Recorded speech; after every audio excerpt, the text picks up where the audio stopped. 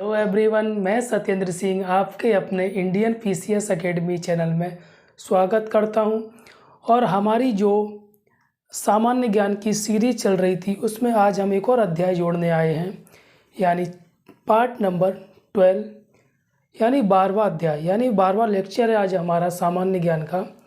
और जो हम सामान्य ज्ञान की ये सीरीज लेकर आए हैं उस सीरीज में हम जो एग्ज़ाम कवर करेंगे वो यूपीएससी से लेकर जितने भी छोटे एग्ज़ाम्स होते हैं सब उसमें हम कवर कर लेंगे।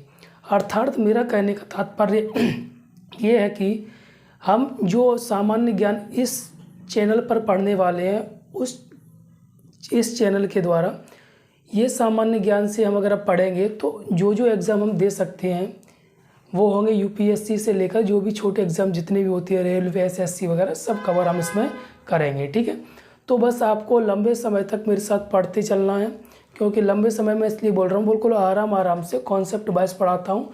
और इस वजह से ये क्या होता जाता है, वीडियो थोड़ा छोटे वीडियो बना रहा हूँ और लंबा चलने वाला है। ठीक है ना, तो इसके मुझे खुद नहीं पता कितने पार्ट्स बनेंगे, तो बस आपको अगर समझ में आ रहा है तो मुझे फॉलो कीजिए और ज़्यादा से ज़्यादा क्लास को शेयर कीजिए। ठीक है, क्योंकि पिछले वीडियोस में मैंने जितनी वीडियो बनाई उसमें ना तो कोई ज़्यादा फॉलोअर्स बढ़े हैं ना ही व्यूज़ आए हैं।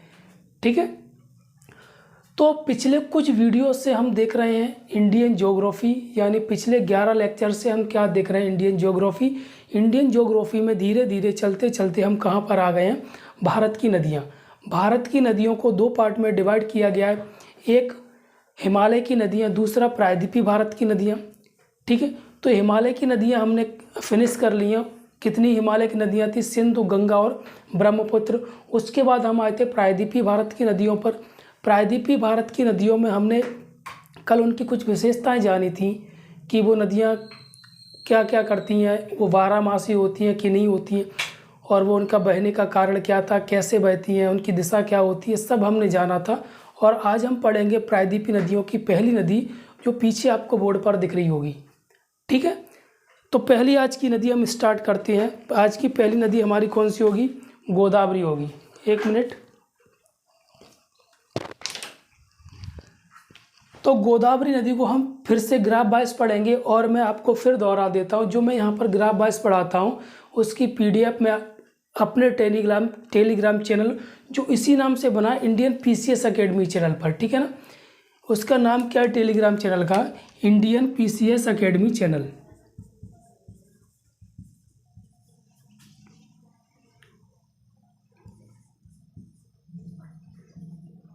ठीक है, तो आप क्या करोगे, इसी नाम से सर्च कर लेना तो आपको वहाँ पर ये टेलीग्राम चैनल मिल जाएगा। और उसके अलावा मैं इस चैनल को क्या करता हूँ, इस चैनल की लिंक को शेयर कर देता हूँ अपने वीडियो के डिस्क्रिप्शन में। ठीक है,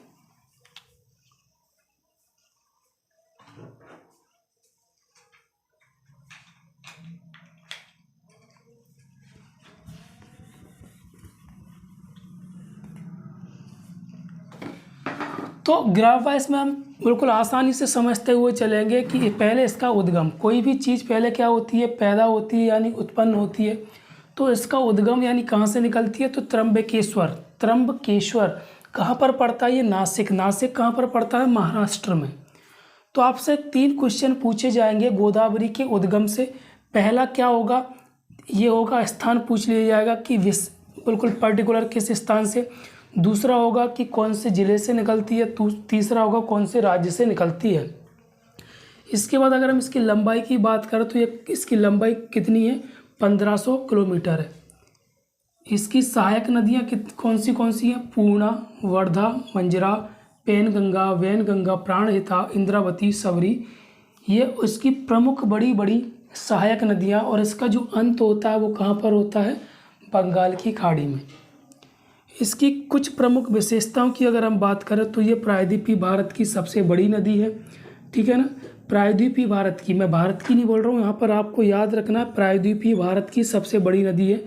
ठीक है, इसे दक्षिण की गंगा क्या कहा जाता है, इसे दक्षिण की गंगा। ये बहुत महत्वपूर्ण क्वेश्चन पहले पूछा जाता था, अभी भी कुछ एग्जाम में पूछा जाता है कि दक्षिण की गंगा किस नदी को कहा जाता है, तो किसको कहा जाता है, गोदावरी को। इसकी द्रोणी द्रोणी का मतलब क्या होता है, जब से नदी यहाँ से बहना स्टार्ट करती है और जहाँ पर इसका अंत होता है, इस पूरी जगह को, और इसमें जो सहायक नदियाँ भी मिली रहती हैं, इस सभी को क्या कहते हैं, हम द्रोणी कहते हैं। द्रोणी कहते हैं। सहायक नदियाँ भी इसमें आती हैं। सहायक नदियाँ जो बहकर आती है जिस जिस जगह पर, उसको भी हम क्या कहते हैं, द्रोणी कहते हैं। एक मुख्य नदी हो गई और उसके साथ में जो सहायक नदियाँ होती हैं पूरे को हम द्रोणी कह देते हैं। तो इसकी द्रोणी सबसे ज़्यादा कहाँ पर है, महाराष्ट्र में लगभग कितना है, 50%। उसके बाद मध्य प्रदेश और आंध्र प्रदेश में। सीधा कहने का मतलब ये है, इसके जो पानी का लाभ उठाने वाले राज्य कौन से हैं, महाराष्ट्र सबसे ज़्यादा 50%, उसके बाद MP और आंध्र प्रदेश। प्रायद्वीपीय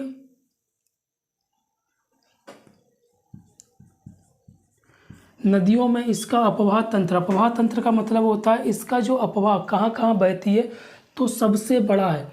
सीधी बात अगर मैं आपसे बोलूँ तो जो जितनी भी प्रायद्वीपीय भारत की नदियाँ हैं उनमें सबसे बड़ा या सबसे बड़ी नदी कौन सी है, गोदावरी नदी है। आपको इतना याद रखना है। और भारत की अगर सबसे बड़ी नदी पूछी जाती है तो कौन सी है, गंगा नदी। आप इसको लिख लीजिए या स्क्रीनशॉट ले लीजिए।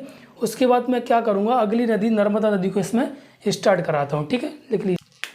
तो प्रायद्वीपीय नदियों में दूसरी नदी हम कौन सी पढ़ेंगे, दूसरी नदी हम पढ़ने वाले हैं नर्मदा, ठीक है। नर्मदा को अगर हम जैसे डिटेल में अगर हम बात करें तो नर्मदा नदी को जैसे हम मध्य प्रदेश का जीके पढ़ेंगे उसमें इसको बिल्कुल डिटेल पढ़ेंगे। यहाँ पर हम भारत का जीके पढ़ रहे हैं तो नर्मदा को ज़्यादा डिटेल में हम नहीं पढ़ेंगे। इसका जो उद्गम होता है, इसका उद्गम कहाँ से होता है, अमरकंटक पर्वत है, कहाँ पर पड़ता है, अनूपपुर जिले में। और अनूपपुर जिला कहाँ पर पड़ता है, मध्य प्रदेश में। तो मध्य प्रदेश के अनूपपुर जिले के अमरकंटक पर्वत चोटी से इसका क्या होता है, उद्गम होता है। अगर इसकी हम लंबाई की, कुल लंबाई की बात करें तो कितनी इसकी कुल लंबाई मैं इसलिए बोल रहा हूँ क्योंकि इसकी मध्य प्रदेश में अलग लंबाई है, शायद इतनी है मध्य प्रदेश में इसकी है, ठीक है। पूरे भारत में अगर लंबाई बात करें तो कितनी है, 13-12 किलोमीटर, यानी 1312 किलोमीटर। और कहाँ कहाँ बहती है, मध्य प्रदेश और गुजरात में। इसकी जो सहायक नदियाँ हैं, सहायक नदियाँ कौन सी हैं, देखो इसको दो पार्ट में हम डिवाइड करते हैं, बाएं से मिलने वाली और दाएं से मिलने वाली। बाएं से कौन सी मिलती है, बरनार, बंजर, शेर, दूधी, तवा, शक्कर। और वहीं दाएं से कौन सी मिलती है, हिरन, वरना और ऊँटी। इसकी कुछ विशेषताओं की अगर आप बात करें तो मध्य प्रदेश की जीवन रेखा कहा जाता है। इसे मेकल सुता, नमोदास, सोनू देवी नाम से भी जाना जाता है। ये इसके क्या हो गए, उपनाम हो गए। तो आपसे अगर क्वेश्चन पूछा जाएगा तो आपसे क्वेश्चन क्या पूछा जाएगा कि मेकल सुता किस नदी का उपनाम है, नमोदास किस नदी का उपनाम है, सोनू देवी किस नदी का उपनाम है। क्लियर। आपसे उद्गम पूछा जाता है तो आपसे या तो जिला पूछ लेंगे, या तो स्थान पूछ लेंगे, राज्य, या आपसे पर्वत चोटी पूछ लेंगे। कुल लंबाई इतनी है इसकी, किस किस राज्य में बहती है, तो 2 राज्यों में बहती है, ठीक है। इन निम्नलिखित में से कौन सी नर्मदा की सहायक नदी है, तो इन सभी में से एक ऑप्शन दे देंगे। बाएं से पूछेंगे तो इसमें से होगा, दाएं से पूछेंगे तो इसमें से होगा। अगर कहीं भी बाएं दाएं नहीं लिखा है तो इन सभी में से पूछ सकता है। इसका समापन कहाँ होता है, खंभात की खाड़ी में। खंभात की खाड़ी कहाँ पर पड़ती है, अरब सागर में, ओके। मध्य प्रदेश की जीवन रेखा किस नदी को कहा जाता है, तो नर्मदा नदी को कहा जाता है, ठीक है। और जब जैसे हम मध्य प्रदेश का सामान्य ज्ञान पढ़ेंगे तो इस नदी को बिल्कुल डिटेल में पढ़ेंगे, ठीक है ना, कि कहाँ से निकलती है, किस किस ज़िले से होकर बहती है, इसके किनारे कौन से ज़िले बसे हुए हैं, वो सब पढ़ेंगे। लेकिन क्या हम मध्य प्रदेश का जीके पढ़ रहे हैं तो इतना डिटेल में पढ़ने की आवश्यकता नहीं है। ना ही हमसे ये पूछा जाएगा कि नर्मदा के किनारे कौन से ज़िले बसे हुए हैं, कि जबलपुर बसा है कौन सा, हमसे नहीं पूछा जाएगा। क्लियर। तो ये हमारे प्रायद्वीपीय भारत की 2 नदियाँ हो गई। कल हम इसमें अगली नदी जोड़ेंगे, यानी अगली नदी पढ़ेंगे इसमें। फ़िलहाल हम 2 ही नदी धीरे धीरे पढ़ते चलेंगे क्योंकि आप हमसे बोर नहीं होंगे, ठीक है। क्योंकि आप हमसे नए जुड़ रहे हैं, तो नए जुड़ने से क्या होता है, आप हमसे अगर आप बड़ी वीडियो दे देंगे तो बड़ी वीडियो में क्या होगा, आप स्किप करके देखेंगे और एक कनेक्शन नहीं बन पाएगा, ठीक है। और आपसे मैं एक बार और बता देता हूं कि जो भी स्टूडेंट्स, जो भी छात्र नए जुड़ रहे हैं, प्लीज़ चैनल को शेयर और सब्सक्राइब ज़रूर करें, क्योंकि जब तक मुझे भी नहीं लगेगा कि कुछ मुझे इससे मिल रहा है तब तक मैं कैसे बता सकता हूं, कैसे आपको पढ़ा सकता हूं आगे, ठीक है ना। ठीक है, थैंक यू।